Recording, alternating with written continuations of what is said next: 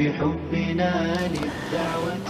السلام عليكم ورحمة الله وبركاته. الحمد لله رب العالمين والعاقبة للمتقين ولا عدوان إلا على الظالمين والصلاة والسلام على سيد الأنبياء المرسلين نبينا وإمامنا وقدوتنا وقائدنا محمد بن عبد الله وعلى آله وصحبه ومن سار على نهجه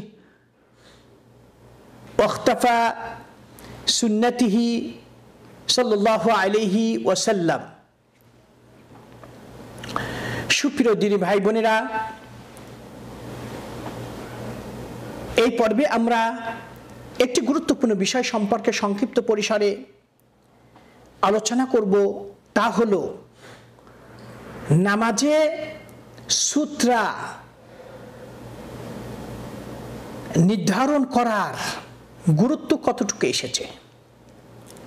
সূত্র বলতে বোঝায় যে নামাজি ব্যক্তির সম্মুখে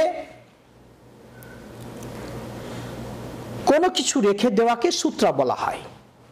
অর্থাৎ ব্যক্তি যখন সালাত আদায় করবে তখন সে যদি সামনের কাতারে থাকে তাহলে নিশ্চয় তার ওই সামনের কাতারে মসজিদের যে দেওয়াল রয়েছে এটি তার সূত্রা হিসাবে গণ্য করা হবে। এই সূত্রা নামাজি ব্যক্তির সম্মুখে রাখতে হবে। রাসূল সাল্লাল্লাহু আলাইহি ওয়াসাল্লাম বলেছেন যে সূত্রা ছাড়া তোমরা সালাত আদায় করবা না। এমনকি রাসূল সাল্লাল্লাহু আলাইহি ওয়াসাল্লাম ভূমিতে যখন সালাত আদায় করতেন তখনও তিনি এই তার সম্মুখে একটা কিছু তিনি রেখে দিতেন। হাদিসে এসেছে রাসূল আকরাম সাল্লাল্লাহু আলাইহি ওয়াসাল্লাম ঈদের নামাজের কথা এসেছে যে ঈদের নামাজ যখন তিনি পড়তে যেতেন তখন একটা বর্ষা নিয়ে যাওয়া হতো, সেটাকে ঘিরে রাখা হতো। সুতরাং ব্যক্তি একা একই সালাত আদায় করুক, জামাতের সাথে সালাত আদায় করুক, প্রত্যেকটি ক্ষেত্রে তাকে সূত্রা নির্ধারণ করতে হবে। এখানে একটি কথা, ইমাম সাহেবের সম্মুখে যদি সূত্রা রাখা হয় তাহলে ইমাম সাহেবের পিছনে যত মুসল্লি তাকে ইক্তেদা করবে তাদের কিন্তু সেপারেটার কোনো সূত্রার প্রয়োজন নেই, কারণ মুসল্লিদের ইমাম সাহেব হচ্ছে মুসল্লিদের সূত্রা স্বরূপ। ইমাম সাহেব হচ্ছে মুসল্লিদের সূত্রা স্বরূপ।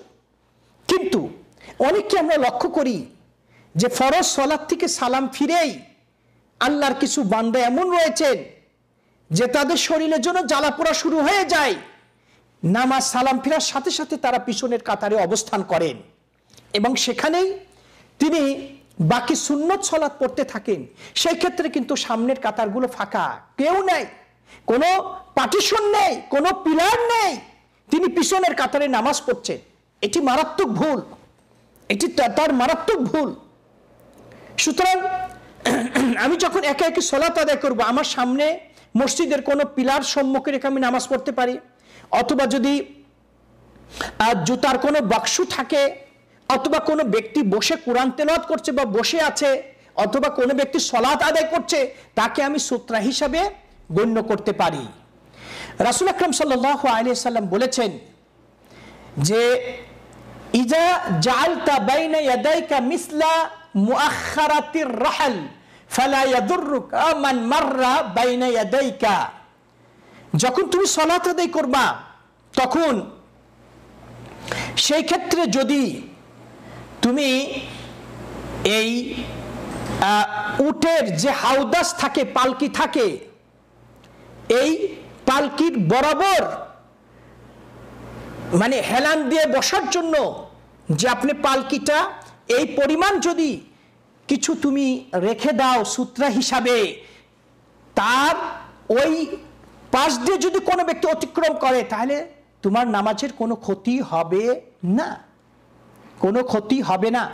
রাসূল সাল্লাল্লাহু আলাইহি ওয়াসাল্লাম বলেছেন যে নামাজির ব্যক্তির সম্মুখে দিয়ে অতিক্রম করা কি পরিমাণ পাপ, ওই অতিক্রমকারী ব্যক্তি যদি সঠিকভাবে অনুধাবন করত তাহলে 40 বছর সে সেইখানে অবস্থান করা শ্রেয় মনে করত, উত্তম মনে করত, তবু সে নামাজি ব্যক্তির সম্মুখে দিয়ে অতিক্রম করত না।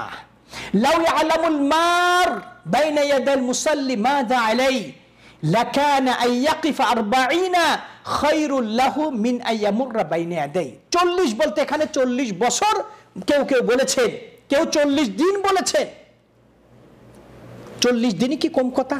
40 মাসে কি কম কথা? 40 বছরে কি কম কথা? সুতরাং এই আরেকটা হাদিস এসেছে যে নামাজি ব্যক্তির সম্মুখীন অতিক্রম করা কি পরিমাণ পাপ নিহত রয়েছে। ওই ব্যক্তি যদি সঠিকভাবে অনুধাবন করত, তাহলে মাটির মধ্যে গেড়ে যাওয়া সে উত্তম মনে করত, তবু সে নামাজি ব্যক্তির সম্মুখীন অতিক্রম করত না।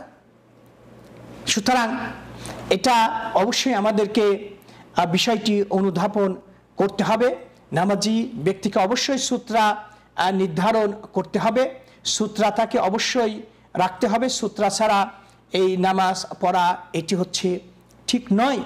নামাজি ব্যক্তির যদি কোনো ব্যক্তি সম্মুখে রেখে সালাত আদায় করে আর তার যদি খুব জরুরত থেকে থাকে, তাহলে ওই ব্যক্তি যখন হচ্ছে মানে সেজদায় যাবে, তখন তার সম্মুখে কোনো কিছু রেখে আমরা তার মানে অতিক্রম করবো। রাসূল সাল্লাল্লাহু আলাইহি ওয়াসাল্লাম বলেছেন যে নামাজি ব্যক্তি যখন সালাত আদায় করবে, তার ডাইন দিক থেকে যদি কেউ আসে ডাইন হাত দিয়ে বাধা দিবে, বাম দিকে যদি কেউ আসে বাম হাত দিয়ে বাধা দিবে।